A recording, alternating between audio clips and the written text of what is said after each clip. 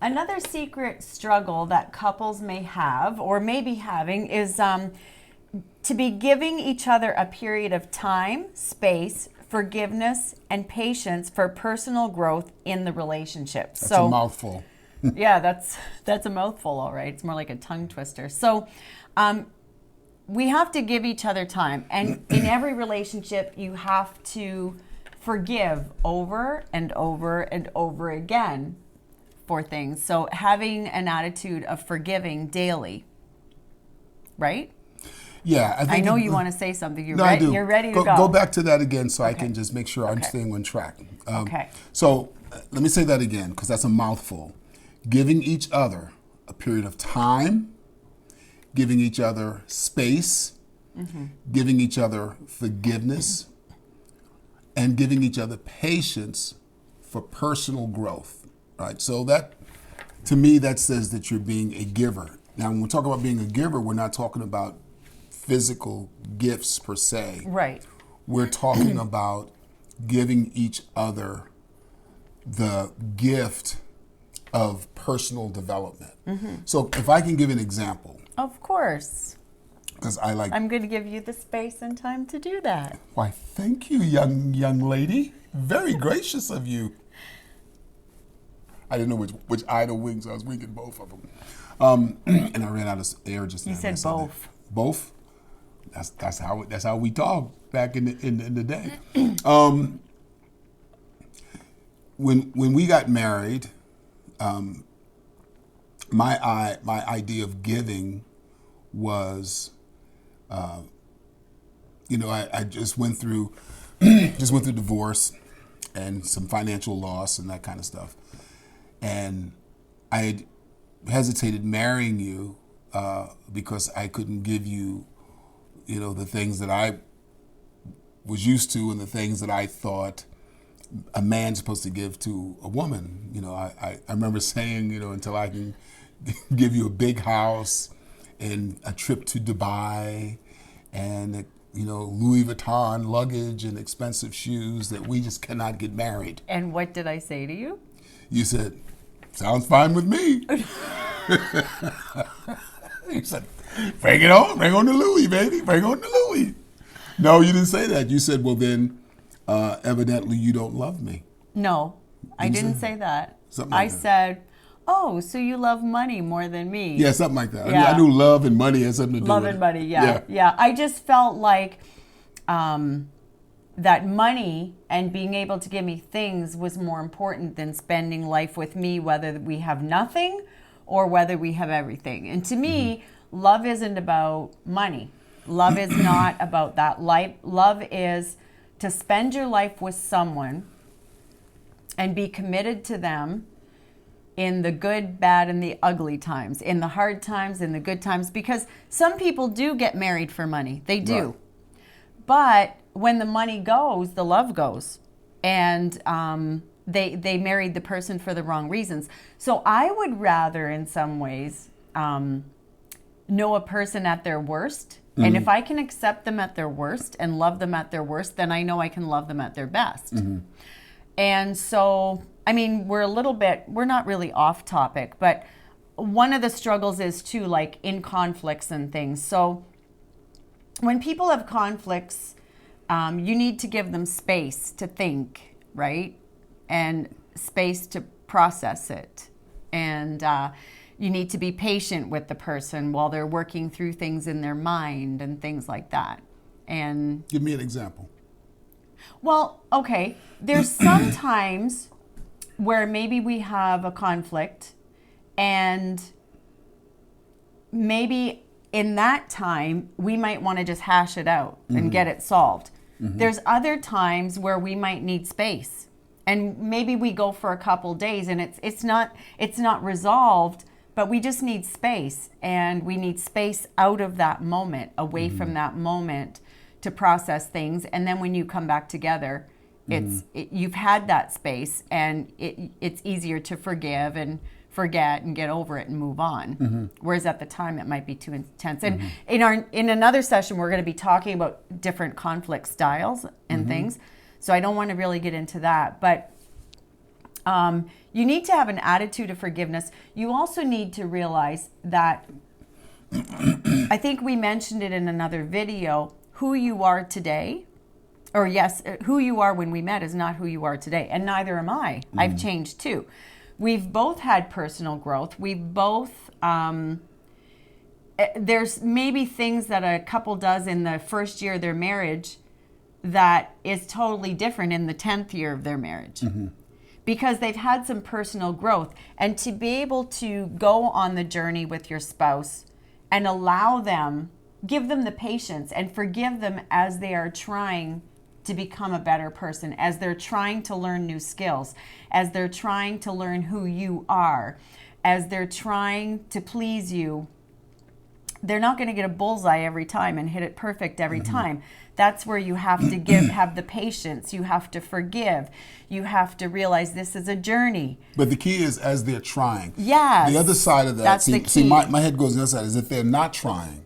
If they're not trying, you may not necessarily give them the time. If it's been over a period of time that you have given them and they're still not trying, then you have to go to the next step, which could be counseling or whatever. And you might have to go to counseling yourself. To find out what to do and how to handle that particular situation. Because sometimes you can change a relationship by yourself. And at some point later on, there's a whole program and course that we have that we'd like to be able to introduce how you can even do that. But that's not what this video is about.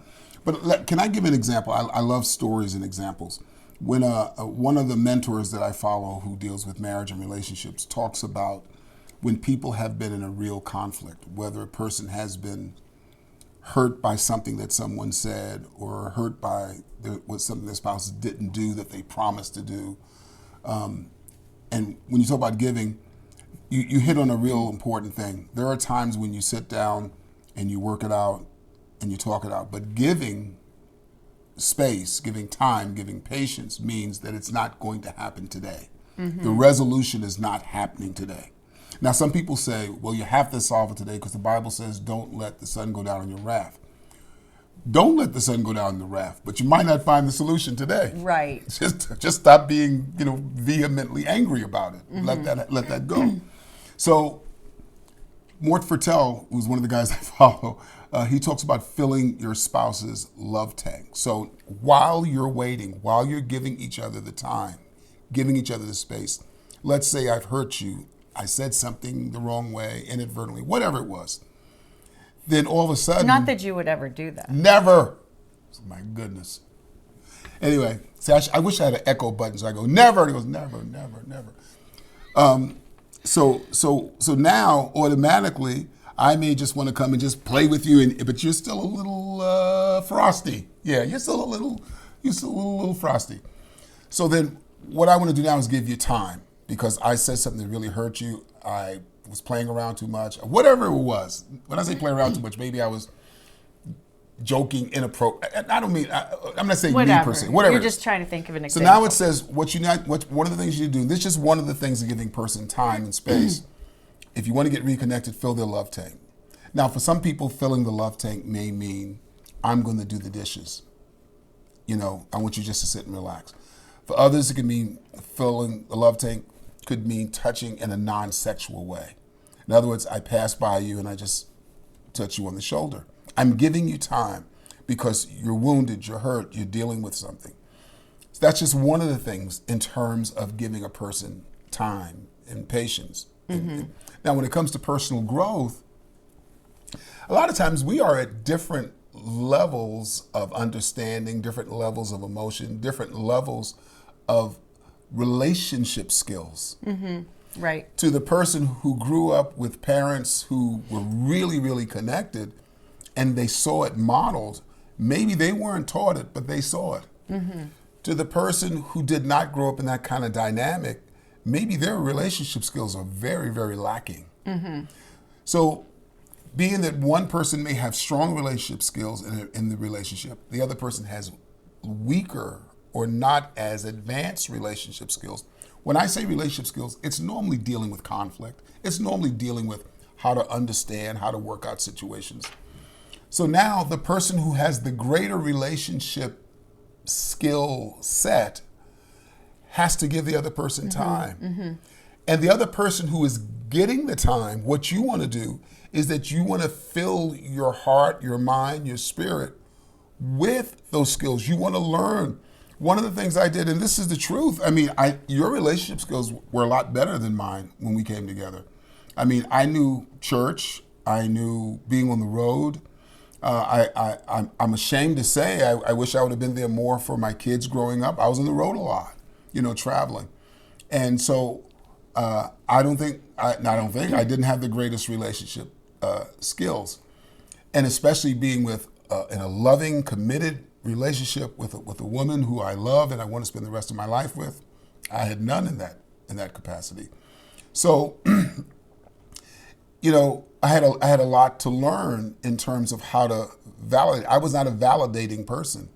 If there was something that you were not feeling good about or upset about, I was more of a get over it kind of guy. What are you worried about? What's the big deal? Who cares? I was more of that kind of thought because I thought that was motivational, that was suck it in, go for it, as opposed to being the kind of guy who says, I hear you, I understand. And you gave me time. And I think one of the reasons you gave me time because you saw me. I gave you 5 years in prison. No, yeah. I gave you time. No. You allowed me to search and find out. And I did. I Googled a lot of stuff. To find out how I can personally grow because I didn't know. You get in the beginning stage of a relationship, it's so out there and so wonderful. And then you start getting married, it can still be wonderful. But anybody that lives together, I don't care whether it's a roommate who leaves their socks on the floor and you are, obsessive, compulsive with cleaning, you're going to have conflict. The other thing we did, we went on a journey of learning together. So we signed up for a year-long course, a coaching course, to coach married couples and relationships. And we did it together. So where there was disconnect in certain areas, now we had a project we were working on together, and we went to school for a full year, and and we graduated from it, which really helped us do something together, and we bounced those practice times and those projects off of each other, and in the process of learning how to coach other couples, we learned how to work with each other better. Yes, yeah. And we were working together. We were in this course together, and it was really helpful, I believe. And here's what we're saying also about giving time. It doesn't mean by any sense of the word that we still don't have conflict. We still do. We will for the rest of our life and have you will certain as well. Levels because we're always changing. Yeah. But giving each other the time means you've learned how to deal with those things better than you did before. Right. You learn how to deal with things better than you did before. Right. And how to navigate through it. And you need time to grow, and your partner needs time to grow. So, giving is a big thing. And here's the thing about giving that's so overwhelmingly good, but can be so overwhelmingly complicated, is that many times when you're giving, you're not getting an immediate gratification response from that. That's where patience comes in. Yeah, it's going to happen over time. So we're used to, I give you this, I give you $1, you give me a hot candy dog. Bar. Okay, I'll take a candy bar or a No, hot go dog for for it. $1, for $1. What'd you say? So you don't get this. So that's where you need patience for them, but you need patience in your own emotions. Because when you're giving, it's sacrificial. You hear in church, sacrificial giving. But that sacrificial giving has to happen, not just at the offering time. It has to happen in the relationship. Because you're seeding into the relationship. Into your There's future. seed time and harvest. You can't expect to harvest. I've heard this a million times at offering time. I don't know if I've ever heard it at relationship time.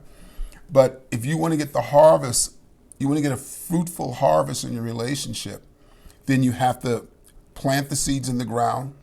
You have to water those seeds, give the seeds sun. And what that simply means is that you have to give each other the time, the space, the encouragement, the support to grow. I mean, and that's the key for both people.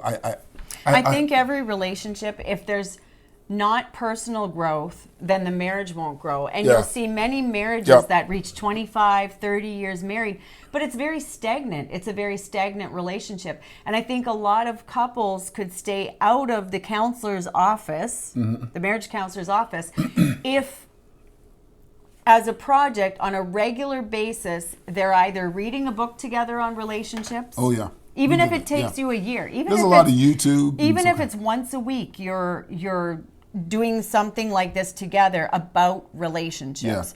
It could be watching a YouTube video. But I think on a regular basis, as you can and as you make the time for, you should be studying about relationships. And men should be studying about their wife and how men and women are different. And I think if we did this, just like we feed our spirit every day and we read our Bible, we pray, we meditate to grow our relationship with God, I think it's just as important to do that with our spouse. Read about relationships, have that time together where, because it really has helped us. Books you've read, things I've read, or videos we've watched, that whole year-long course we did together has really helped us have a better understanding of each other. We've both seen personal growth in each other, and hopefully we don't stop there. Hopefully we will continue. You'll never know it all.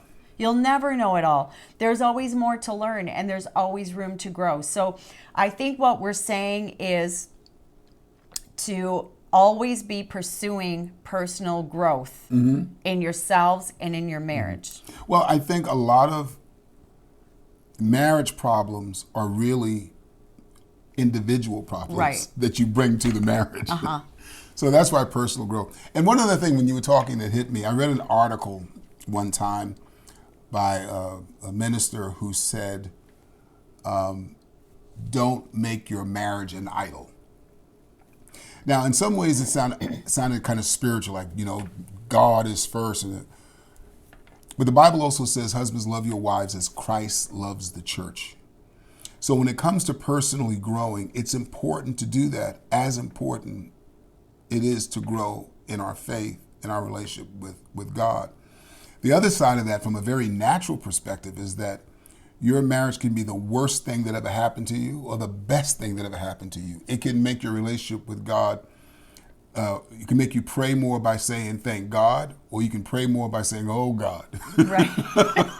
You'll be running to God a lot more, maybe. So I'd rather be going to God saying, thank God, because I've made it a priority. Then help me, God. Than to give and to grow, than to say, oh, Jesus, help me, Lord.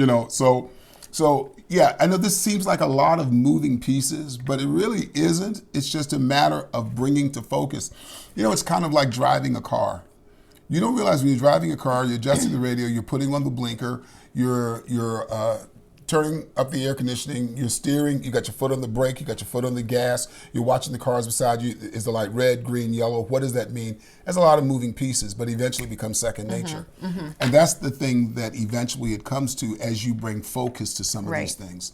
So, but we're going to be bringing more things to you. We love studying relationships, and because we're taking it from our own positive and negative experiences, and we love bringing it to you. So be looking out for more that'll be coming your way. So I think that's all I have to say for now. And are we ready to move on to the next secret struggle? Okay. All right. We'll see you in the next video.